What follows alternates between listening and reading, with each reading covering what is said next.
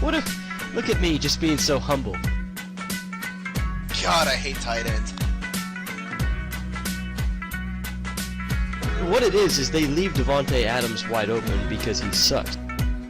I don't spend much time staring at guys' mouths. That's why I can justify Tyrod. I mean, he's a poor man's Russell Wilson, who's a poor man's Cam Newton, who's a poor man's Michael Vick from Madden 2004. But I still love you, Martavis. I'm so happy you missed the playoffs for so many reasons. I'm Joe.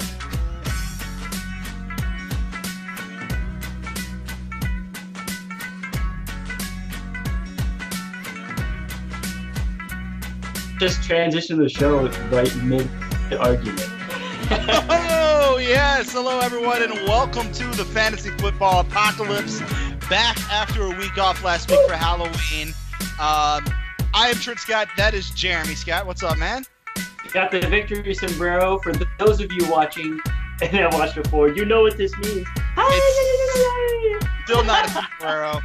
First things first, though, before we get too deep, just want to apologize to everybody. I am in the process of moving right now. I'm not completely set up, so I could not find my webcam. So my picture is going to be a little bit fuzzy, and I may not be as clear as normal, so just bear with us. Still going to be the same great content, just might not be as clear. Yeah, which Trent is being modest. You can see how zoomed in his thing is, but you can't see his high-rise condo in the back. Also, unfortunately, no Brady poster because I haven't gotten out the hanging stuff. So I'm sorry, ladies and gentlemen. You're going to have to bear with no Brady this week. I'm very sorry. This podcast is really taking off. Well, Trent, I would say the biggest news of the week is Mike Evans' suspension. That's pretty scary. Yeah, this guy was a first-round pick. Right. It's prime time, man. Yeah. Like, you got to win now or you're going, or you're staying home. Which I'm doing 7, so I'm already staying home. Say Trent's staying home in that league. But that's not what this show is about. We're about picks. And Trent, why don't you go ahead and explain what this show is about? Let's do it now instead of later. We always forget to do this. So for those of you who may be first-time viewers, listeners, what have you, the reason the show is called the Fantasy Football Apocalypse, the key word is the apocalypse. We're not here to tell you to play Rob Gronkowski or Tom Brady or Dak Prescott. You know if you have those guys, you're going to be playing them. We are here to find those under-the-radar, borderline type players. And so the way we make our determination is we only will be picking players who are owned in 50% or less of all Yahoo leagues. So with that in mind, let's go ahead and take a look at our picks from last week, because even though we did not do a show, if you check our Facebook page, we still posted some picks. And there was another last second sub, which you got to watch that stuff. McFadden, he was my pick. I subbed in Rob Kelly. Well, we'll get to that in a minute. We'll get to that in a second. Let's go ahead and start with the quarterbacks, Jeremy. Who was your quarterback? All right. My quarterback for last week was the pick of the week, ladies and gentlemen. It was our second highest pick of the year. Trent has gotten 30 twice, he boasts, but once for sure. Jared Goff. Twice for sure. Chris Thompson in week 3 and Jack Doyle in week 9. Or 8. My picture's up right now. Jared Goff got 28. But you're also presenting fake news, you liberal. Trent mocked this pick last week. I did. And did not like it. Jared Goff, a solid pick. He had a great matchup. And Trent's wide receiver, one of them benefited from it. So I love the Goff pick, the pick of the week right there. Yeah, 4 touchdown passes. I definitely did not see that coming. Who did? Oh, wait, I did. Oh, come on. Even you did not expect 4 touchdown passes. Let's not get crazy. Oh, dude, there's 4 letters in golf. I knew it would be 4 touchdowns. Oh, my God. You're so full of it. That's how I run my numbers, So then you should just pick Ryan Fitzpatrick this week because he's got, 11 letters in his name. He's going to have 11 touchdowns by that logic. Well, no, Evans has 5 and 2 odd numbers offset, and Evans is out. So, okay, I'll pick it. All right, Trent. Who your quarterback pick? Or Okay. how's our producer have this? What was that question? No, that's right. I wasn't sure if he was having me go over all my picks. No. Yeah, we go position by position. It's Okay. only the 8th time we've done this. Why would you know that? Well, I just wait for my producer to click the button so I can see the name. God, you're such a terrible host. All right, my quarterback last week also did not throw 4 touchdowns, but still great value. If you listen to me, you got a pretty solid pick because I had Jacoby Brissett of the Indianapolis Colts put up a very respectable 19 points, which you can't complain about that, Jeremy. No, you can't not at all. I like the Brissett pick. I think I even mentioned that it wasn't bad. He had a good matchup, so very solid pick. Quarterbacks last week, we averaged 24.5, so that's very good. 23.5, but you've only got an. Yeah. Texas A&M, yeah. All right, let's move on to running backs, Jeremy. Who was your first running back? Trent, is this my pick or yours? I said, Jeremy, who was your first running back? I was just messing with you for the last time. Orleans Darkwa. Not the best game, but 9 points, especially if you combine that with the 28. It could have been worse. I had some friends last week who literally had 5 or 6 guys on bye, and they picked up a lot of these guys. So one of them I know actually won. I won't say his name because he doesn't watch the show. He doesn't deserve a shout out. But anyway, not the best pick, but it could have been much worse. Yeah. I have a feeling we're going to be talking about the Giants a little later on in the show, so I'm going to save my thoughts for the Giants offense as a whole until that time. But suffice to say, Orleans Darkwa was not an awesome pick last week. Only 9 points. Let's talk about your picks for the sake of time.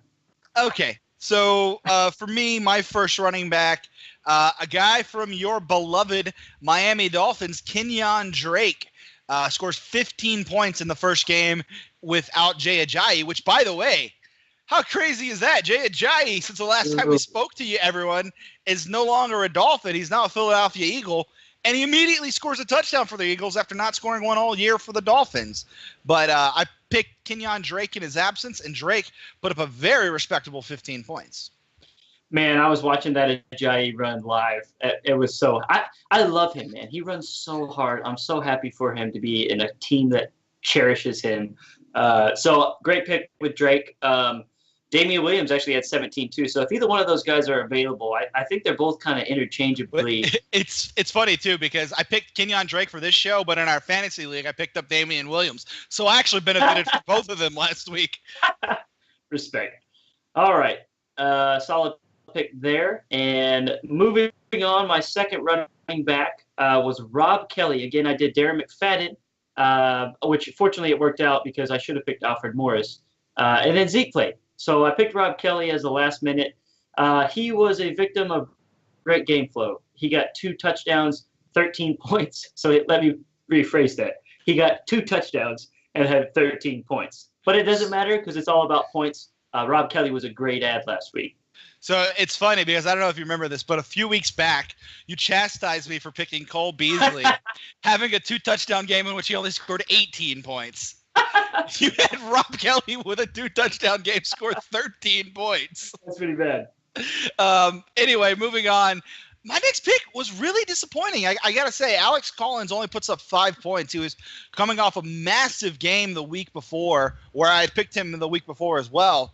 The carries were there. He just didn't have the big yardage this week, and still somehow has not found the end zone this year. It's really starting to be a big problem as we're over halfway through the season, and a guy with that many carries really should have found pay dirt by now. But I still think there's some value with Alex Collins. It just didn't work out last week.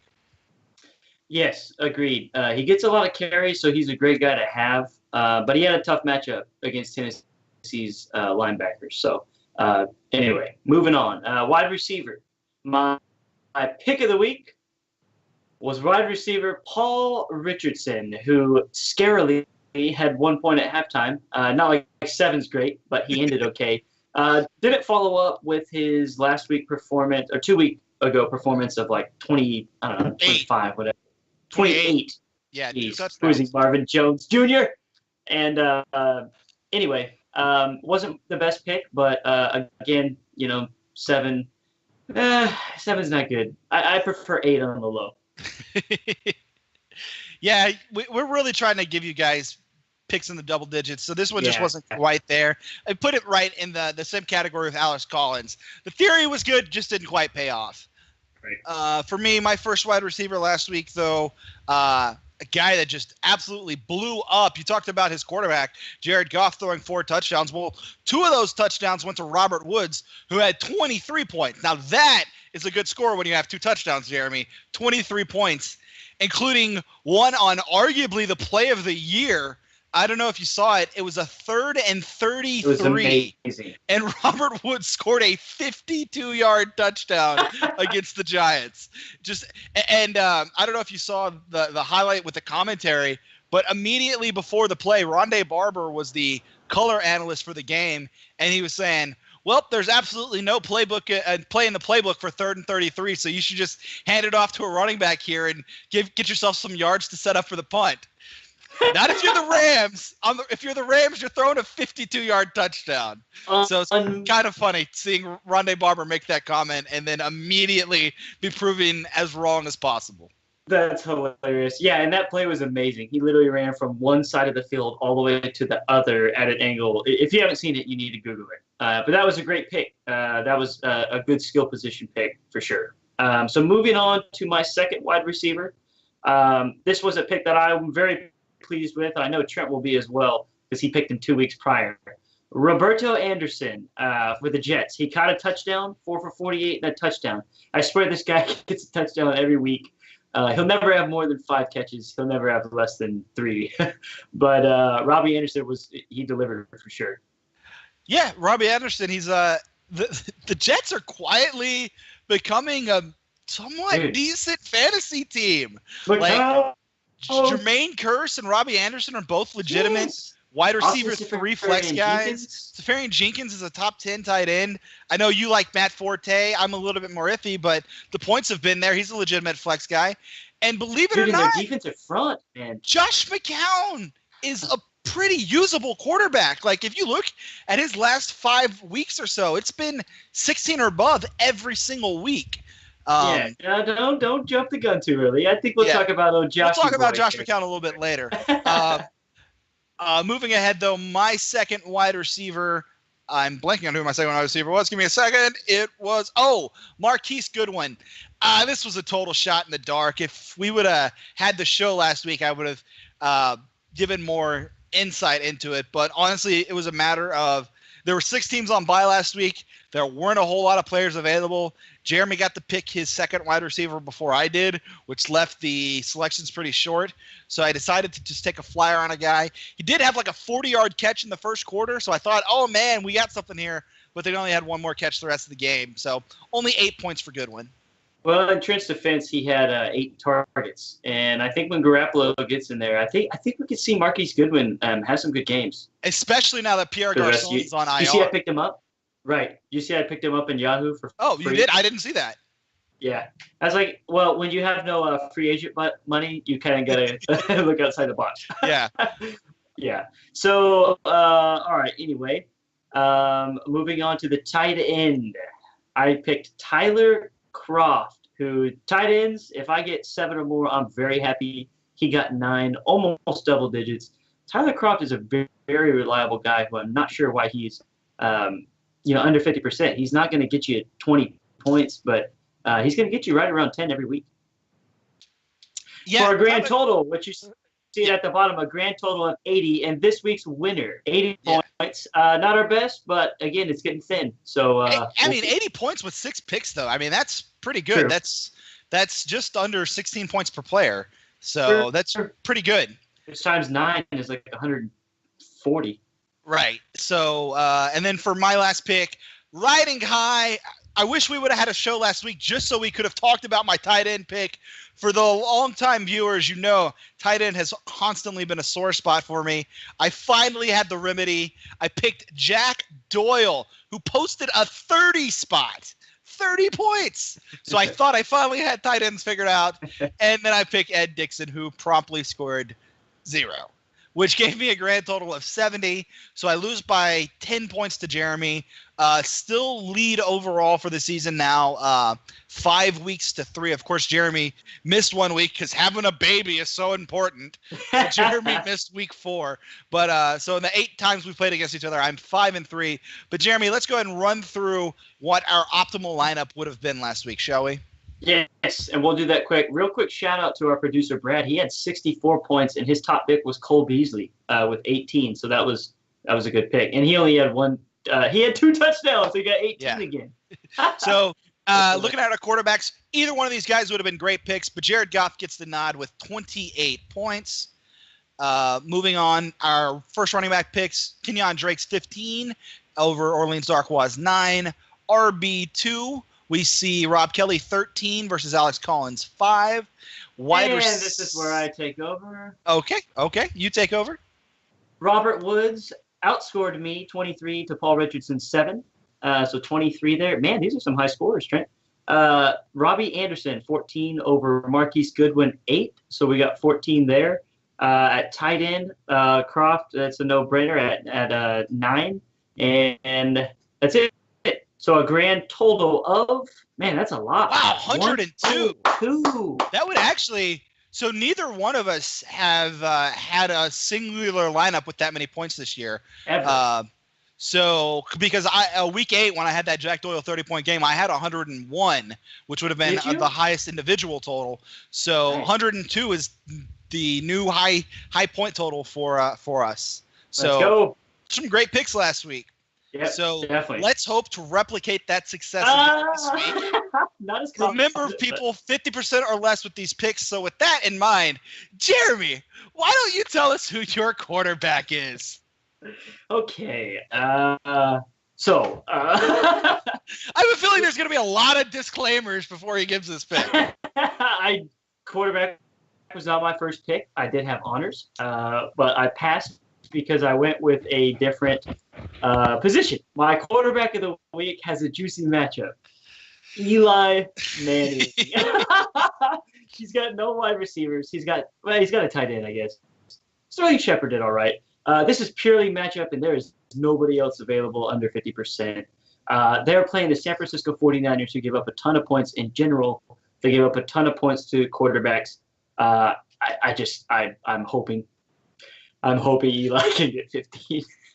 He's so bad. There's not a chance in hell Eli Manning is scoring 15 points. I can tell you that right now. This is so.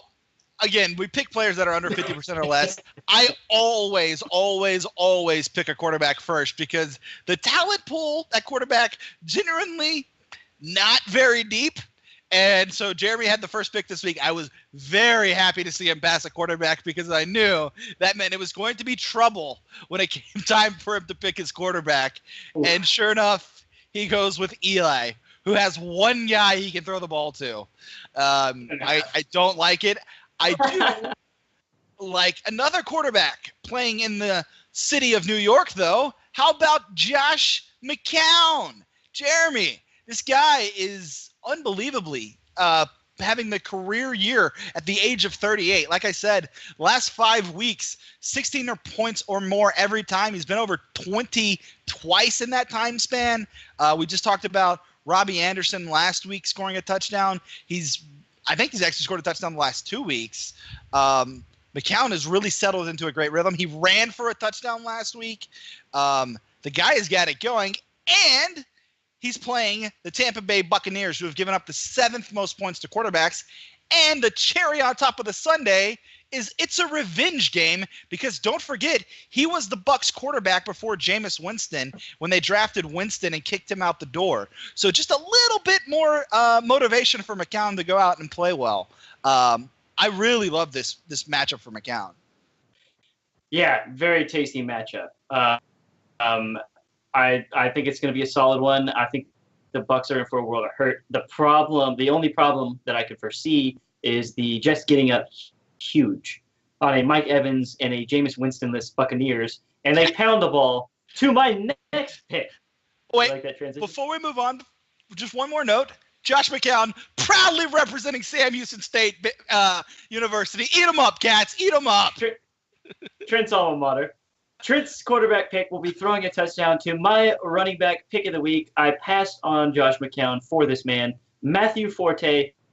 This will be the last pick he will be able to be selected. I have no idea why he's below 50%. And I brought it up before the show, and it baffles me. Matthew Forte has had double digits in the last 4 games. So he comes back from his injury. He has double digits every week.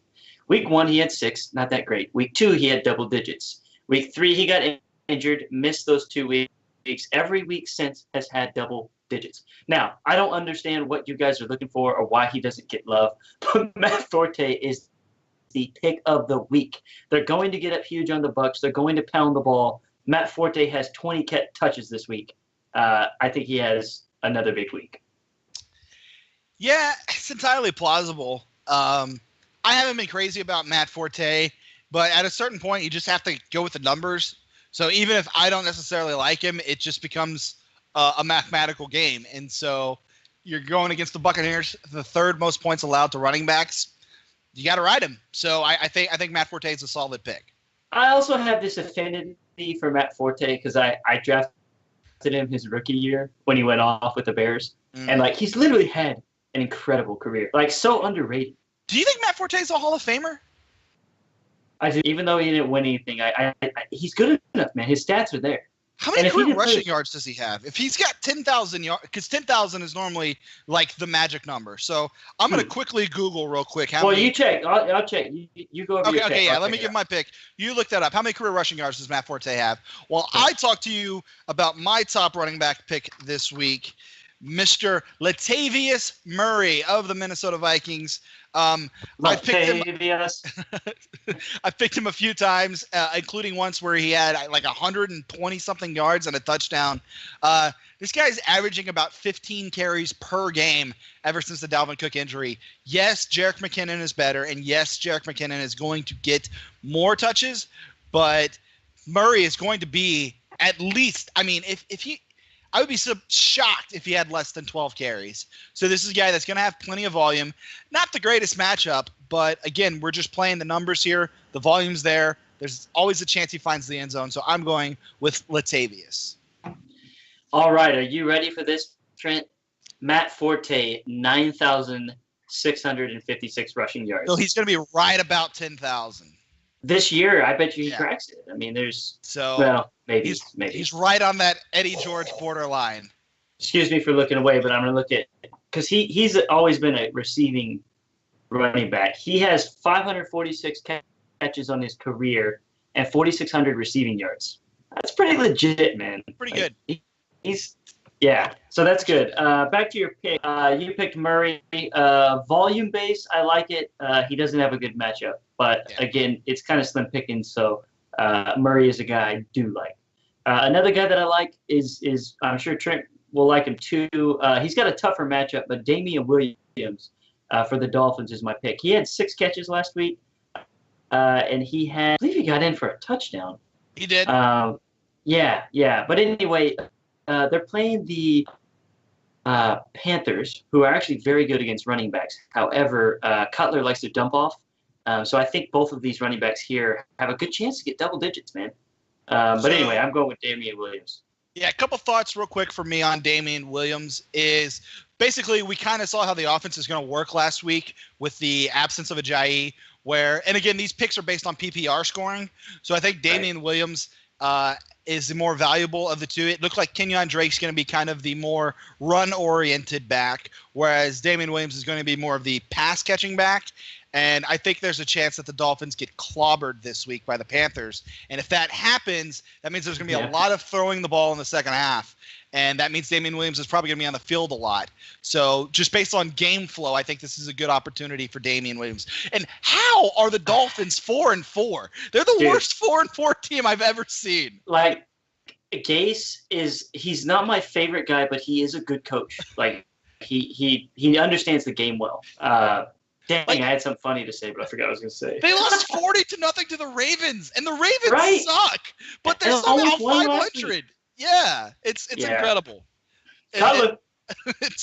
I guess Cutler was finally good last week, over 300 yards and 3 touchdowns. It just took him 9 weeks and an injury to get going. So anyway, moving on. My second running back this week, a guy who was just named the starter officially, Thomas Rawls, as Jeremy likes to say.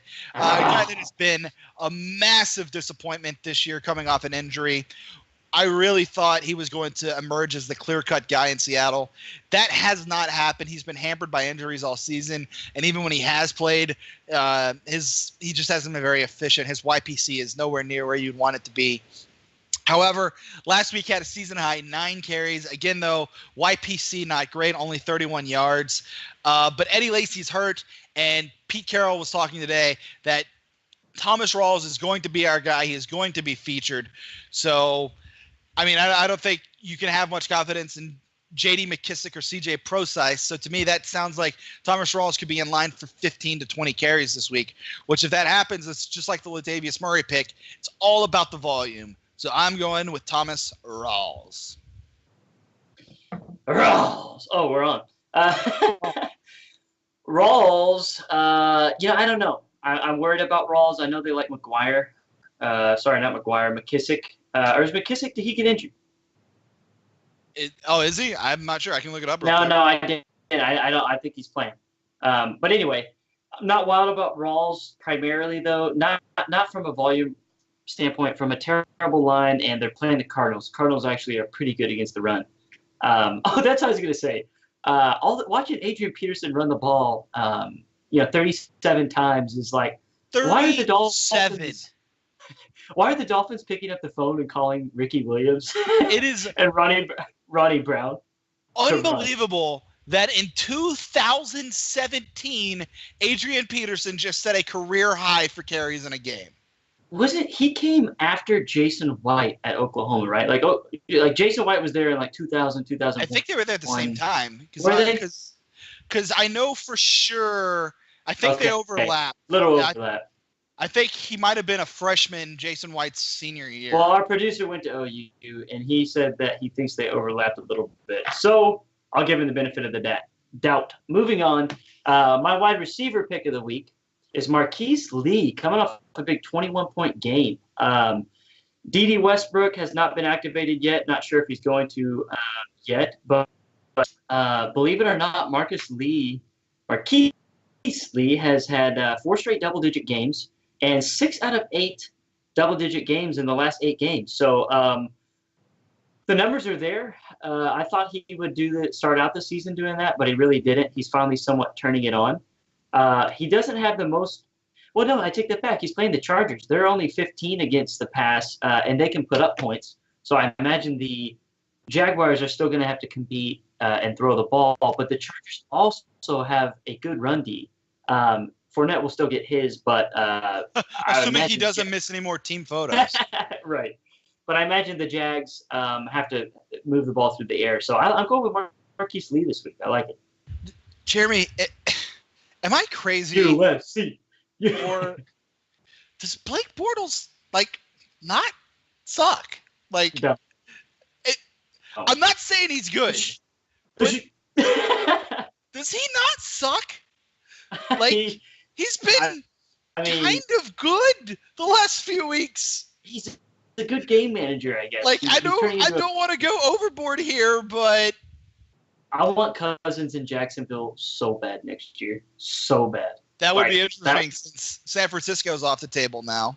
And how about Coughlin, by the way? The greatest coach, organizational manager of all time. The Giants should have never got rid of him. Well, I mean, they're in such a good place right now, though, Jeremy. Clearly that firing benefited them. I mean, you can't argue with what's happened since. It's clearly worked out for the best. All right, Trent, we're doing good on time. We just hit the 30-minute mark. So let's go and give us your wide receiver pick of the week. All right, so my wide receiver pick of the week. It worked so well last week. Why not do it again? Robert Woods coming off that 23-point, 2-touchdown game. I'm just going to keep riding him while he's hot. People thought Cooper Kupp was going to be the guy that emerged. People thought Sammy Watkins might have a career year. Oh, no. Robert Woods has become the go-to guy for Jared Goff of the unbelievable 6-2 first place Los Angeles Rams. What a weird sentence I just said, but that's the world we live in 2017. And I think Robert Woods is definitely got some decent fantasy value. And I would have won in our league last week if I hadn't been screwed over by the Bills announcing Kelvin Benjamin being inactive at the last minute on Thursday night. I lost by 20 because I got that 0, and Robert Woods had 23 on my bench, and he would have been the guy I put in. But that's just sour grapes. I think Robert Woods not going to have 23 again, but I could definitely see him in the 12 to 15 range. Yeah, and he's got a good matchup. So, you can go with him. There's really not a whole lot better.